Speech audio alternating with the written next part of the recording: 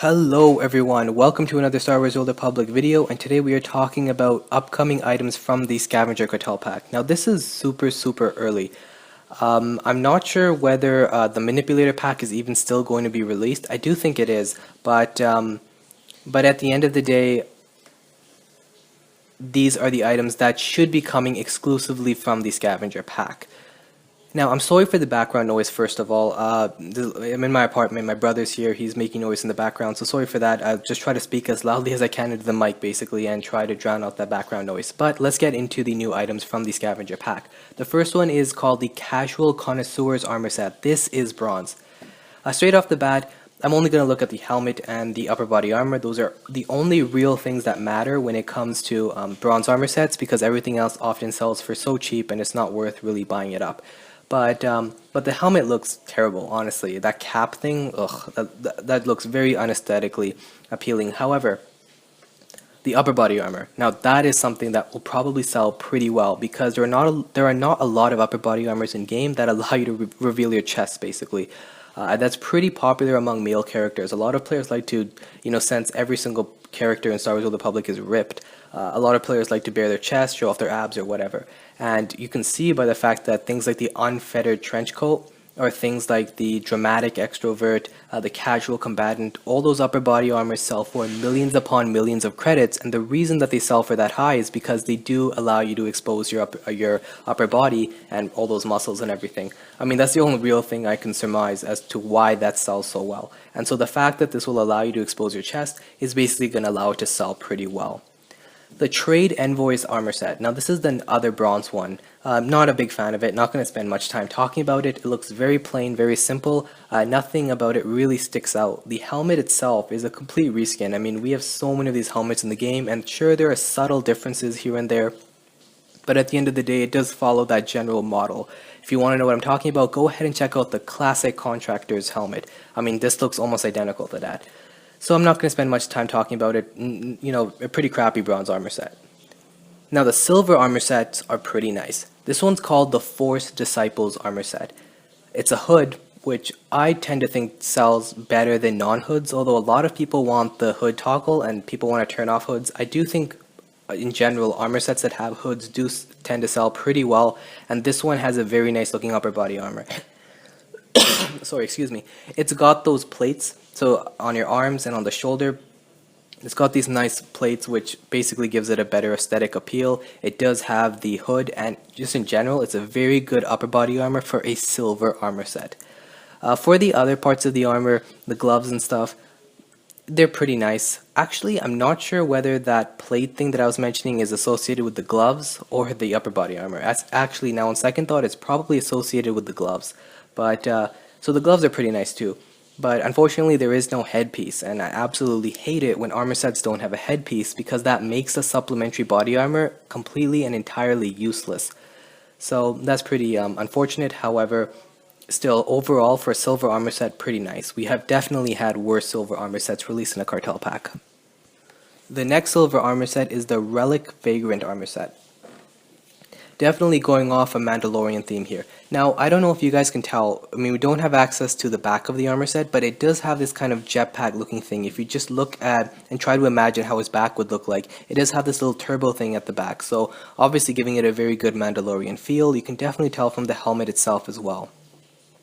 Now that little gold plating on the side, that's very nice, I think. It looks pretty good. And then also the gold plating on the helmet overall gives this a very good appeal. On the other hand, I don't like the color. I don't like the green. I mean, it's very similar to the Vile Hunter armor set that was released in, oh god, I think it was the Gemini packs. It has a very similar feel to that, especially with that green color. But then again, that can always be changed with a dye, so that's not the biggest deal. So once again, as I mentioned, I really like these silver armor sets in this pack. They look very nice. Now the gold stuff. I have mixed feelings about the gold stuff. This one that you see here is the Artifact Seeker's gold armor set. The helmet, I'll give it this. It's very unique, and it's resemblant of the helmet that Leia wears in Return of the Jedi. So it's got that kind of connection to the trilogy. Overall, I'm not going to say it's an ugly looking armor set at all, but I could totally see this being a bronze or a silver armor set too. I mean, there's nothing really about it that makes it stick out as a gold armor set. But as I said, I'm not going to say it's a bad armor set as well. I love anything that looks very unique, and this helmet is really one of its kind. I don't really think there are many helmets that look like that in the game right now, and so very nice to see it being, very nice to see these new unique stuff being put into these cartel packs. The next gold one is the Desert Scavenger, and once again, a very, very unique helmet. The upper body armor looks good. I mean, I'm not going to say it looks bad. Now the gloves. The gloves for this Desert Scavenger looks very, very nice. I mean, I could really see anyone using these gloves. Sith, Jedi, especially Commandos. I mean, I think it just looks very nice in general. So the gloves are very good. Especially when you have armor sets that release very nice looking belts and gloves and boots. You don't really see many armor sets have very nice other stuff aside from the upper body armor or the helmet. So when you do have an armor set that has nice gloves and stuff, I do want to make sure I point it out, because that's something to definitely look into when you're customizing your characters.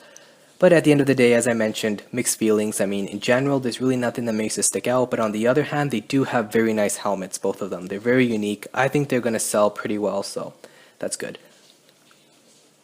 Now, we don't have much information about this pack, so I don't have information on the decorations, nor do I have any info on the weapons. So that's unfortunate. Maybe we're going to see some new information about that later. But we can go on into the mounts.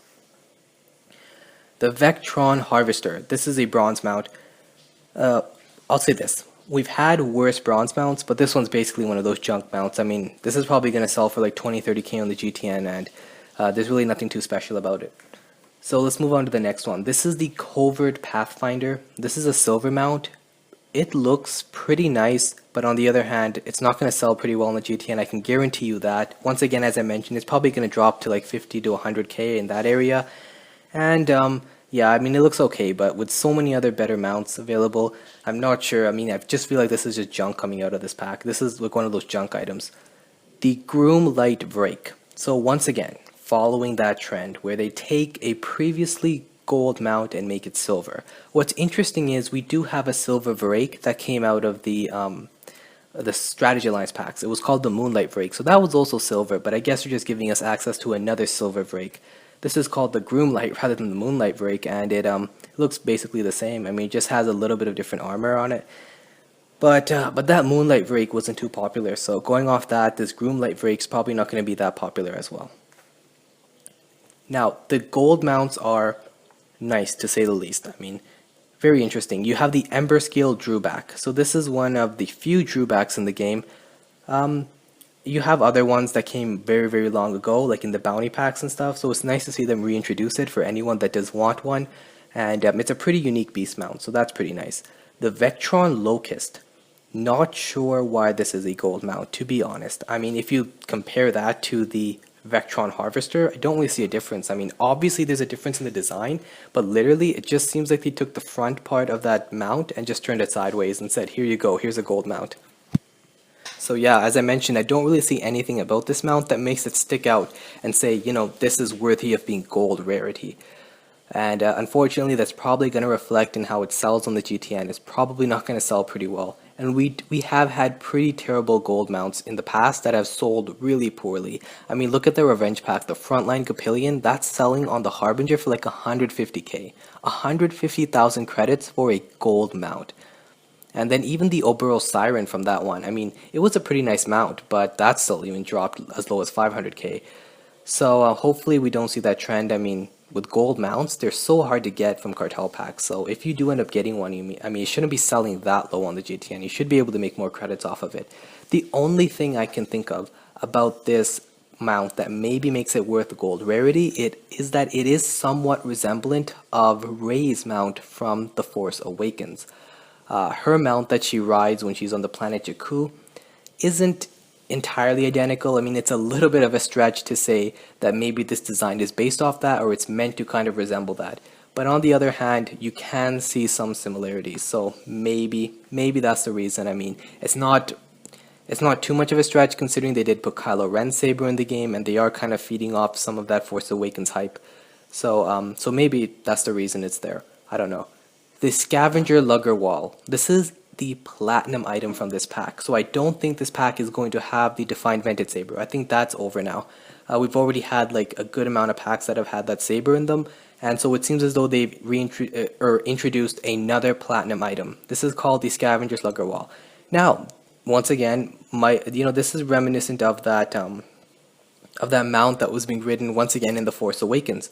When Rey goes to find BB-8, there's that alien person that has BB-8 tied up in a net or something, and that alien is riding a mount that's very similar to this one. So maybe it's once again going off a Force Awakens vibe. I don't know. I am gonna admit it's kind of a stretch, but on the other hand, this is a very nice mount, and it's probably gonna be rather large. I don't think this is going to be the same size as the Drewback, for example. I think it might be a little bit larger, and it aesthetically it looks very nice. It looks very unique. I'm not sure what animal that is underneath, but hopefully it has some characteristics to it that makes it worthy of being a platinum item. What I mean by that is hopefully it's either larger than the rest of the mounts, or hopefully it has some sort of cool flourish associated with it. Because especially with these platinum items, there needs to be something about them that makes them really stick out, because platinum means it's super, super rare. And so hopefully we won't see platinum items once again dropping really low on the GTN just because the item isn't very desirable. So I'm hoping that's not the case with this, but at the end of the day, right from just looking at it, it does look like a very nice item. We're going to end it with the pets, companion, and the crystal. So we'll go through the pets first. One of the bronze pets we have is the C3KR probe droid. So it's okay. I mean, unique. Let's just put that label on it. It's unique. So hey, at least BioWare's putting in unique stuff.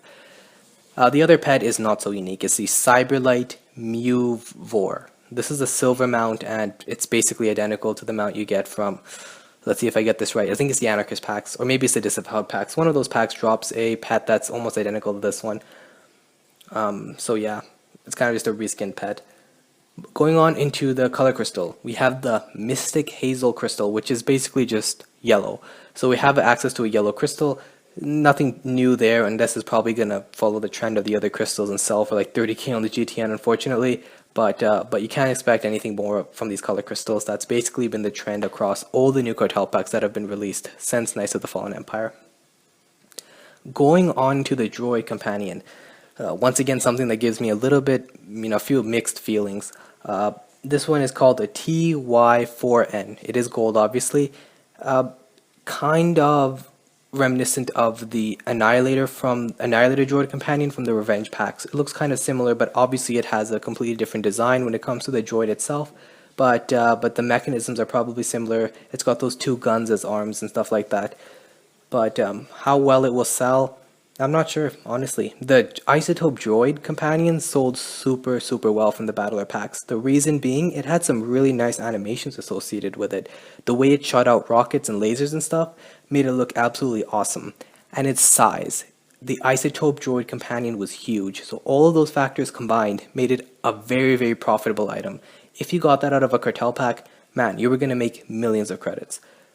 Now, this droid companion, once again, it will depend upon those factors. Is it large? Does it have cool animations associated with it? Or is it going to maybe be like the Annihilator companion that came from the Revenge packs? Because that Annihilator companion only sold for like 2-3 million credits in the GTN when the pack was first released. The reason being, it didn't have many cool animations associated with it. It wasn't very big, it was actually rather small. And so those factors will really determine whether this droid companion is worth it or not. Alright, just before I forget, I want to quickly say, here are the two weapon tunings associated with this pack.